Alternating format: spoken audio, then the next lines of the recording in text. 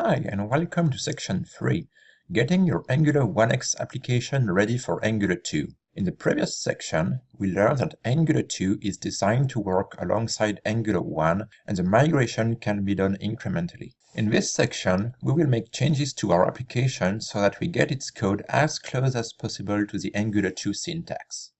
We are specifically going to clean up our scopes by using the controllerAs syntax, which is available in Angular 1 and is much closer to the way scopes are handled in Angular 2. We're also going to use more directives instead of controllers, use the new component router, and use TypeScript in as many places as possible so that we'll only have minor changes left to be done when we finally migrate our application to Angular 2. Now we move on to the first video of this section, where we're going to understand why it's important to clean up our scopes before actually doing it. First things first, we are going to introduce the controllerAs syntax and explain why it makes sense to switch to that syntax right now. Then we're going to migrate our code in a 3-step process so that our application code gets much closer to Angular 2. Let's start with the controllerAs syntax. As you already know, Angular 2 introduces components, which replace concepts like directives, controllers, and scopes that we have in Angular 1. The Angular 2 component class syntax is actually very close to the controllerAs syntax, which is why it makes a lot of sense to start migrating our app to that syntax right now. The main benefit of that syntax in Angular 1 is that your controller is named, which means that two variables sharing the same name in different scopes will now be clearly identified as the controller name is used as a prefix. As you can see on the right side of the screen, that syntax removes the need for $scope and our data model is attached to the controller itself.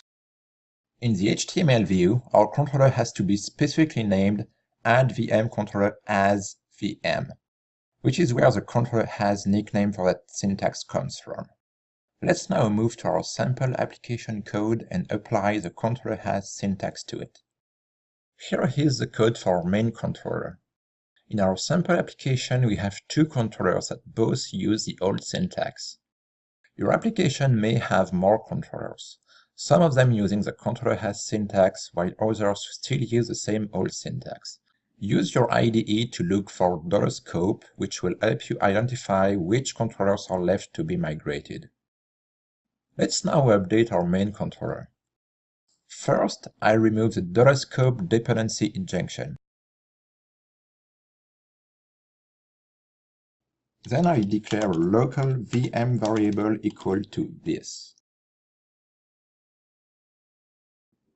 And finally, I just replace all of the $scope occurrences with VM.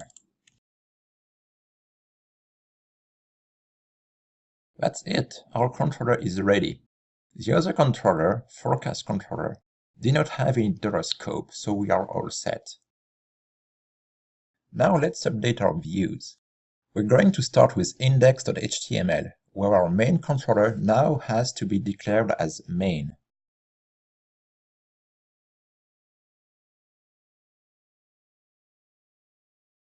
Then we move on to the main view in views/main.html. Every single function code has to be prefixed with main as it's a new name for a controller.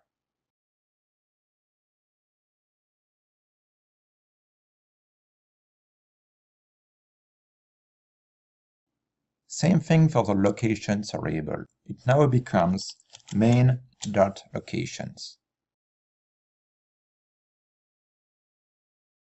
Finally, let's take care of the final view in views/forecast.html. Here you can call the controller fcast, for instance, even if it doesn't really matter because all of our data and functions come from the main controller. So we have to add the main prefix to locations and to getWeatherIcon. Now we're all set and ready to test the application. Let's switch to our browser window. What I'm doing here is that I'm opening the browser console so that we can see if any JavaScript error pops up while I'm testing the UI. Let's add a location, then click the Add button, and we can see the current weather conditions showing up. Now let's add a second one, and it works as well. So we can now switch to the forecast view, and everything is displayed as expected. Now back to the main view, and I remove the second location, and it works. Everything still works. We did it. Our migration to the controllerAs syntax was fairly easy, but in case you have any issue while doing it in your own application, check out the following URL. It explains several complex scenarios and goes into much more details about the controllerAs syntax. It's worth taking a look even if your migration process was as straightforward as mine. In this video, we have migrated our sample application to the controllerAs syntax.